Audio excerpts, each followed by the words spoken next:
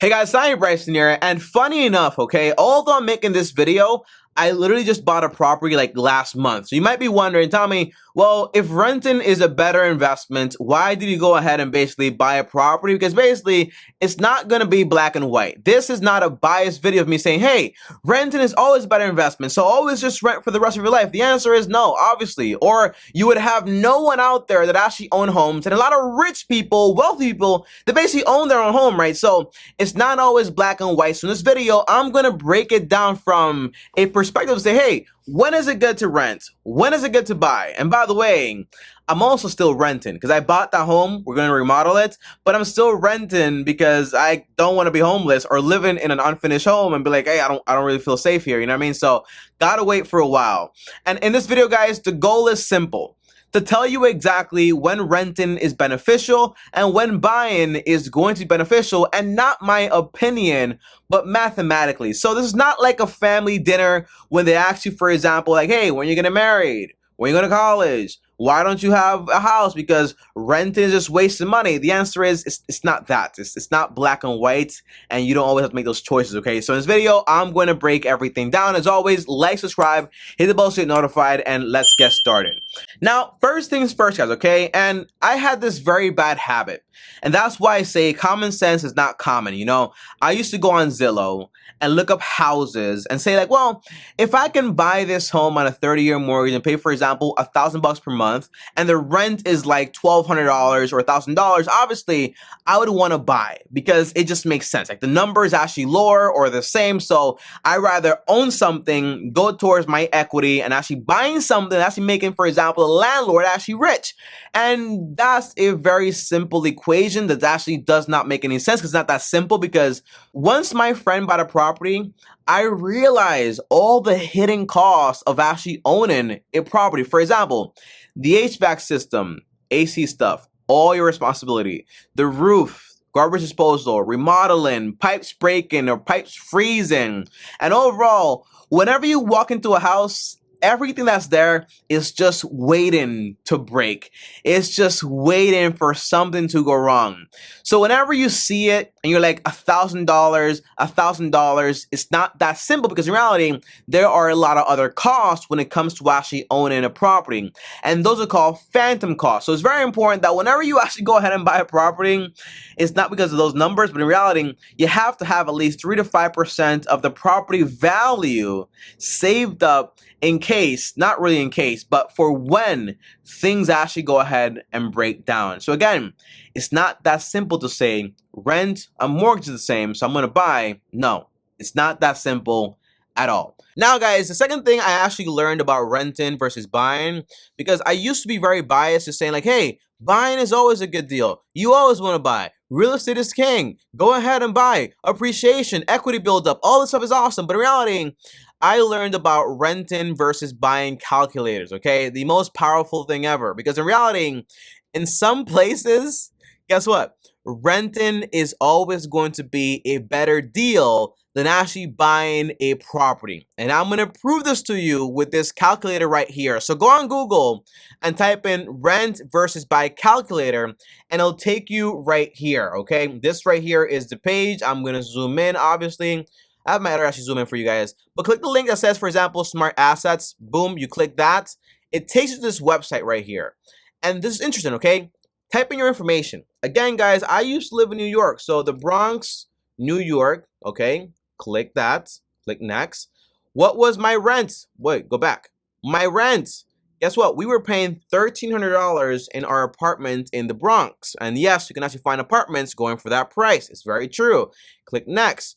And then, what was the price of the home you were considering buying? Well, I just checked Zillow a few minutes ago, and to buy a single family home over there, it's around $500,000. It's not a joke and it's not funny. It's very expensive, okay? So click next. So now this shows me, hey, Tommy, are you married or single? I'm single. Now, if I click, what is your annual income? Well, there's a lot of questions here. Let's just say, for example, $60,000, and let's click next. Any more questions like my social security or anything else? No, that's it. So boom, it shows me right here, and it says, hey, if you stay in your home for 20 years, buying is a better than renting. Now, the average person buys a home and basically sells it within 5 years. 20 years is a very long time. So it means that, for example, whenever you actually go ahead and buy this home, in reality, most people are not going to put down, for example, 20% because that's $100,000. And when you go scrolling down here, it tells you, hey, Tommy, when you actually buy this property, upfront expenses are going to be, for example, $115,000. Like, who has that much money? So in reality, not most people. So you might be looking, for example, at a FHA loan, which is around like 3.5%. So switch that to 3.5%, and it shows you, hey, boom, numbers change. Okay, look at this. Renting will always be better than buying over the length of the loan because it's not that simple, guys. Okay, so in this case, if you are in New York, for example, depending on your rent and the property prices, it might just be better to actually rent. And don't get me confused, guys. Okay, I moved out of New York for a reason: taxes, low cost of living, and just a better lifestyle overall. So if you see this math, it's not to say, well, this is what it is, I'm gonna be here forever renting. No, you could always just, for example, move and use this time while you're renting, not to do nothing, but to go ahead and basically say, hey, I'm gonna save up, for example, when it comes to my down payment for a home. So when I am ready to buy, I have the money ready. But not just that, guys, because the math does not end there. So if you go, for example, to a mortgage calculator, like the one like at bank right here, and I say, well, I'm gonna buy this home, right? The same home, $500,000, right? Because that's not the only cost. Again, I'm not including, for example, the maintenance, things breaking, and all that extra stuff, okay? But at 3.5% for 30 years, when you look at this, guys, okay, my average payment is like $2,500. Not that crazy, right? But when I click right here, it says amortization schedule, boom. Look at this, guys, okay? Over the life of this loan, I'm looking at paying around $306,000 in interest. So the property that cost me $500K actually cost me around $800,000 because of all the interest I'm going to have to be paying. So again, the answer is not always that simple. It is not always that black and white. Sometimes renting is going to be better. And what do you do while you rent? You save up money for a down payment, for a bigger one. You keep investing and just waiting until you basically either move, prices go down, or it makes sense financially, or you have so much money that basically you just don't really care about the math, okay? That's also a possibility. That's how you have people, for example, that are very financially savvy, but they buy new cars because they can afford to lose that money. And that's fine if you can afford it. And just for fun, guys, okay? If you decide to rent, right, and basically buying is more expensive, like mortgage-wise, and you invest the difference, for example, let's say it's like $500 over, for example, per month in a Roth IRA over 30 years at a 12% return, that turns into around like 1.6 million. So renting in this case, if you do stay somewhere like this for 30 years, very unlikely though, right? You end up having, for example, a bunch of extra money from all the savings you're actually gonna have.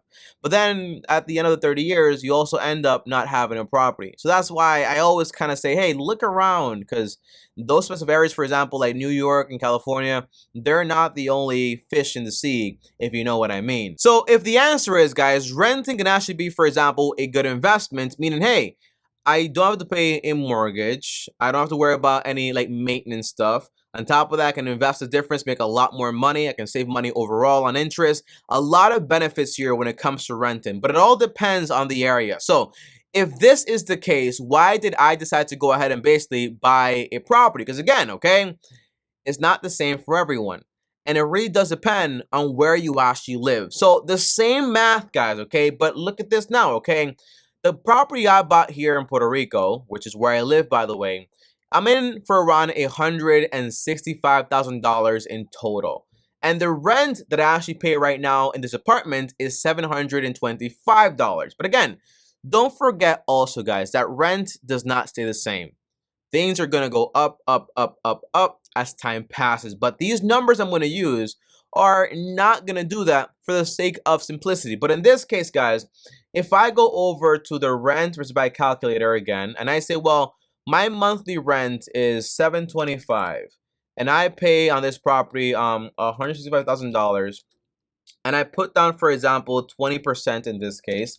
By the way, I paid cash for the property, but if I did put down 20%, right, it says right here, hey, Tommy, you can actually, if you stay in this house for at least 6 years, it's actually going to be better than actually renting. So that's the cool thing, you see. So it all depends on where you actually live. And in my case, because for example, it's my first property here, I don't have to pay taxes on the property. Like property taxes, I don't got to pay because they kind of waive that. And insurance is going to be my only fee, and also maintenance, which you can't calculate here because it wouldn't be fair for the rent stuff because rent also goes up with time. But yeah, in 6 years, it makes sense. But if it was in New York, it would never make sense to actually buy a property. And in this case, because again, I want to take this a bit further here. So what would have happened, for example, if I said, I'm just going to keep renting, invest the difference, which in this case, the mortgage would be on a 15-year mortgage around $1,124, meaning I'm spending like around an extra $400 a month. But if I'm also investing 15% of my income and I make $4,000 a month, for example, I'm looking at investing an extra $1,000 if I keep renting, like for the next 30 years or whatever. Now, if I basically invested $1,000 at 12% for 30 years, I would end up with around, this is crazy, but $3.2 million.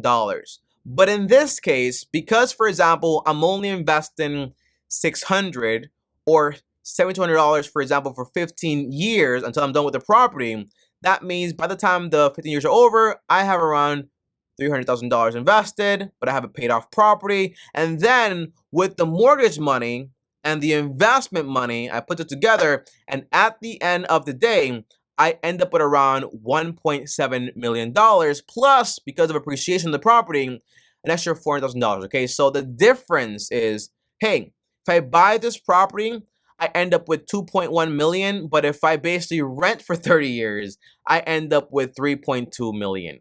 But by the way, these numbers, right, they're kind of like, you know, not really like accurate because rent goes up, so that's not in there. And because of inflation, like rent would actually turn into like $1,200 over that time. And on top of that, the home I'm actually buying, guess what? I'm gonna be done with it, paying it off a lot sooner, which basically means I can invest a lot more money a lot sooner, which will, for example, make me a lot more money. But overall, guys, this right here is not really a mathematical question. It's more about, for example, a security question. Because, for example, once the home is paid off, you have no mortgage. Your shelter cost is basically gone.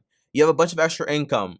You don't have to worry, for example, if you lose your job, you can still kind of find any job to cover, for example, the basic bills and not have to worry about anything. And in 30 years, a lot can happen. You can have a war, you can have financial crisis, you can lose your job, you can become disabled. So having, for example, security fund, for example, a paid off home, to me is basically worth it, in my opinion.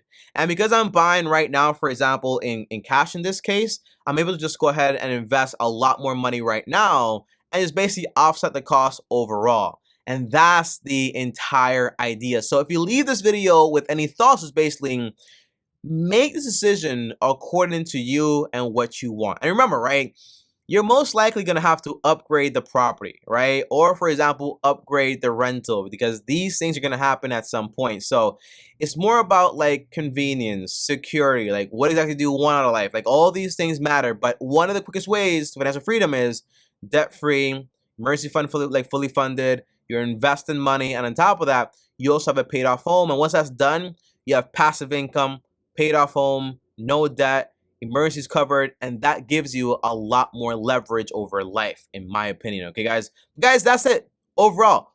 Hopefully this video helped you. If it did, comment down below, smash the like button. Thanks for watching. As always, on top of that, also, if you want to DM me on Instagram, DM me at TommyBryson, or, for example, call me. The link is down below for free. On top of that, watch more content here. Click my face right here, and Long Term Team is officially out.